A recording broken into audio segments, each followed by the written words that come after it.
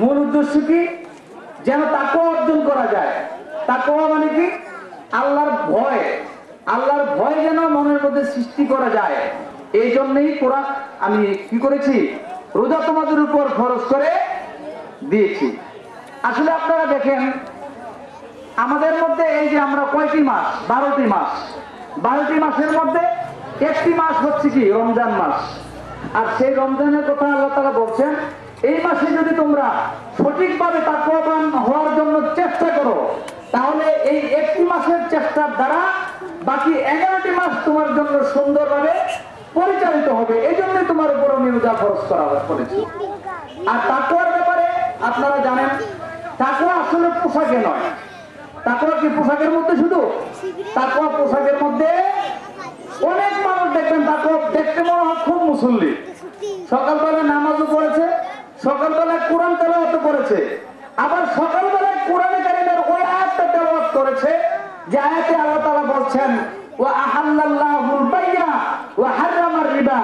সেই আয়াতে আল্লাহ তাআলা বলছেন, ও মুমিনেরা শোনো, তোমাদের জন্য আমি আল্লাহ রাব্বুল আলামিন ব্যবসাকে করেছি হালাল, আর তোমাদের জন্য আমি সুদকে করেছি হারাম। ওই মুরব্বী সাহেব, ওই দাড়িওয়ালা, ওই টুপিওয়ালা, ওই পাঞ্জাবিওয়ালা আমার ইমানদার ভাইয়েরা, উনি আবার নামাজও পড়লেন, সকালবেলায় কোরআন তেলাওয়াত করলেন, আবার সকালবেলায় ওই আল্লাহ তাআলা যে হারাম করেছেন সুদরা, ওই আয়াতটাও তিনি তেলাওয়াত করলেন।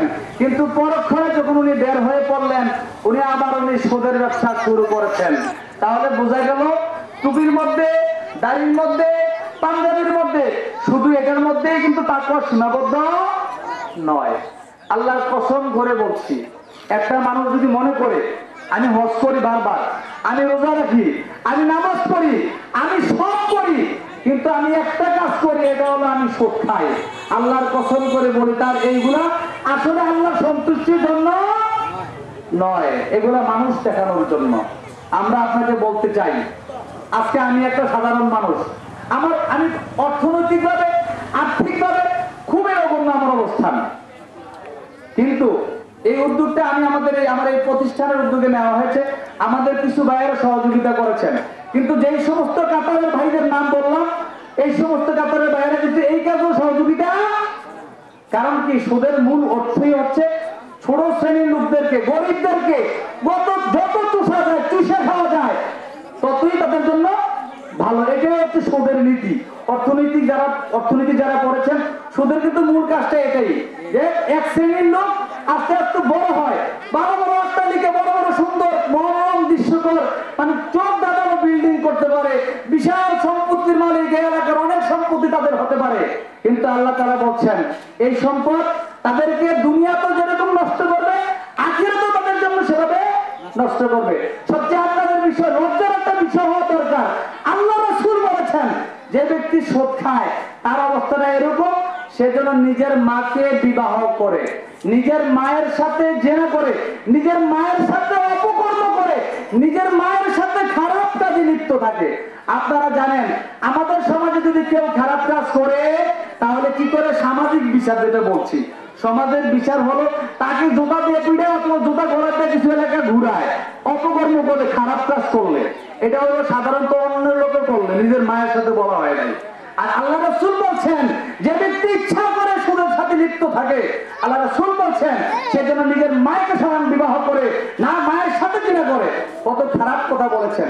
আসুন আমরা প্রথমে যে কথাটা বলছিলাম, তাকওয়ার মাস, লাআল্লাকুম তাত্তাকুন।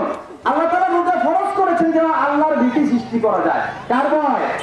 আল্লাহর ভয়। জোরে বলেন, কার ভয়? আল্লাহর ভয়। রাসূল সাল্লাল্লাহু আলাইহি ওয়াসাল্লাম বলছেন তাকওয়া হাহুনা, অন্তরের দিকে 3 বার দেখাইছেন। তাকওয়া কোথায়? এখানে। তাকওয়া অন্তরের ভিতর, তাকওয়া হল বুকের ভিতর, এখানে দেখাইছেন। অর্থাৎ আল্লাহর ভয় প্রত্যেকের সৃষ্টি, মানুষের ভয় যে পায়, দেখেন না, ভয় পেলে কি করে? বুকের মধ্যে ফু দেয়। ভয় পেলে কোথায় ফু দেয়? এখান থেকেই সতার ইয়ারা সৃষ্টি হয়। সুতরাং আপনারা আসেন, আমি যে একটা কথা বলতেছিলাম, আমাদের সমাজে অনেক বড় বড় নেতা কর্মীরা আছেন না? আছেন। আপনারা জানেন হযরত ওমর রাদিয়াল্লাহু নাম শুনছেন না? আপনারা সবাই শুনছেন, হযরত ওমর ফারুক রাদিয়াল্লাহু তাআলা। আমাদের তারা তো মনে করেন একটা ওয়ার্ডের মেম্বার হলে মনে করে যে এলাকার বড় নেতা হয়ে গেছে, একটা চেয়ারম্যান হলে মনে করে এলাকার তা, একটা এমপি হলে মনে করে জনতার উপরে, তার উপরে কথা বলার কেউ নাই। হযরত ওমর কথাটা গুরুত্ব দিয়ে শুনেন। হযরত ওমর এই সারা পৃথিবীর 3টা ভাগ করলে একটা ভাগ, অর্থাৎ এই পৃথিবীটা পুরো পৃথিবীটা 3টা ভাগের একটা ভাগের রাষ্ট্রপতি ছিলেন। কি ছিলেন? প্রেসিডেন্ট ছিলেন। হযরত ওমর কি করতেন জানেন? রাতের বেলায় ঘুরে ঘুরে মানুষের অবস্থা দেখতেন, কার ঘরে খাবার হচ্ছে কিনা, কার ঘরে খাবারের কোনো কষ্ট পাচ্ছে কিনা, এগুলা দেখতেন। আর আমাদের এলাকার যারা নেতা হয়, নির্বাচনে পাশ করে নেতা হয়, কি করে? গম যদি বরাদ্দ হয় 40 টন, 30 টনের মধ্যে 10 টন হলো যিনি উপর থেকে পাস করাবেন, এরপরে যিনি কাজ করাবেন, এরপরে কন্ট্রাক্টর সাহেব, এরপরে যে 40 লক্ষ টাকার কাজ 5 লাখ টাকা হয়। এই জন্য আমাদের রাস্তা কার্পেটিং করলে এক বৃষ্টি গেলে মনে হয় যে মাটির মতো ধোয়া হয়ে গাতা গর্ত হয়ে যায়। ঠিক না কথা না? এটা মূল কারণটা কি? তাকওয়া, আল্লাহর ভয় নাই। যত চুরি করা যায়, যত খাওয়া যায়। সুতরাং আসুন এই তাকওয়ার পাশে আমরা হযরত ওমরের থেকে শিক্ষা নেই। হযরত ওমর রাতের বেলায় ঘুরে ঘুরে মানুষের অবস্থান দেখতেন। একদিন আপনারা জানেন, হঠাৎ করে ঘুরে হযরত ওমর এক ঘরের কোণে দাঁড়িয়ে দেখলেন একটি বাচ্চাগুলো, শিশু বাচ্চাগুলো কান্নাকাটি করতেছে। আর তার মা এই বাচ্চাদেরকে বোঝানোর জন্য, গরিব মানুষ তো ঘরে কিছু নাই, কি করবো, বাচ্চা কান্দে, মাও তো কিছু করতে পারে না, অল্প কিছু পাথর একটা ব্যাগের ভিতরে পড়ে এগুলো গরম করতেছে আর বলতেছে, বাবা তোমরা ঘুমাও, আমি তোমাদের জন্য খাবারের ব্যবস্থা করতেছি। হযরত ওমর রাদিয়াল্লাহু তাআলা ওই বাড়ির ভাঙা ঘর ছিল, ঘরের কোণা দিয়ে দেখতেছেন যে মহিলা এই অবস্থা করতেছে। হযরত ওমর ওই অর্ধেকটা পৃথিবীর শাসক হওয়ার পরে, সারা পৃথিবীর শাসক হওয়ার পরে হযরত ওমর রাদিয়াল্লাহু তাআলা কি করলেন? দৌড়ে ছুটে চললেন তার রাজপ্রাসাদের দিকে। সেখানে যেয়ে বললেন, তার যে দায়িত্ব আছে ওই সেখানের গোডাউনের দায়িত্ব আছে, বলছে, আব্দুল্লাহ তুমি এই গোডাউন থেকে এক বস্তা আটা, কিছু খাদ্য, কিছু তরি তরকারি তাড়াতাড়ি করে আমার কাছে উঠাইয়া দাও। হযরত ওমরের কথা শুনে তার কর্মচারী বলছেন যে, আপনা আপনি বলছেন এই সেই আটার বস্তা আপনি কাঁধে করে নেবেন, তাহলে আমরা কার জন্য? হযরত ওমর বলছেন, আল্লাহ তাআলা আমাকে যে কি আমার সাথে কি আচরণ করেন সেই চিন্তা আমি অস্থির হয়ে গেলাম।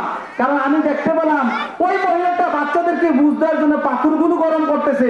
এই সিনারি দেখে আমার আর সহ্য হচ্ছে না, আমার দায়িত্ব আমাকে দাও।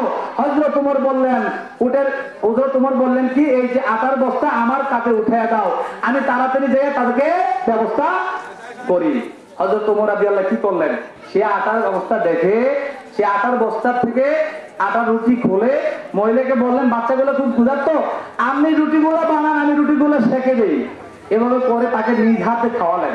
আসুন আমরা দেখেন, একটি দেশের ইসলামিক রাষ্ট্র হলে আর সে দেশের প্রেসিডেন্ট যদি নামাজি হয়, তাহলে অবস্থানটা কি হয়? সেম হযরত ওমর যেভাবে সুন্দর একটি দেশ উপহার দিয়েছিলেন, আজকে আমার দেশের শাসকরা উপরের থেকে মন্ত্রী, মিনিস্টার থেকে প্রধানমন্ত্রী, প্রেসিডেন্ট থেকে শুরু করে আমার এলাকার মেম্বার পর্যন্ত যদি তারা আল্লাহকে ভয় করত, তাহলে 40 জনের কাজ 40 জনে হতো।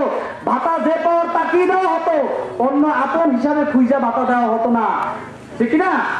আমরা কিন্তু আমাদের মুখ চিনা, যাদের পরিচয় হয় তাদেরকে দেই। যার কারণে আজকে আমরা যে আমাদের কানপুর আদর্শ মানব কল্যাণ পরিষদের পক্ষ থেকে যে ব্যবস্থাটা করেছি,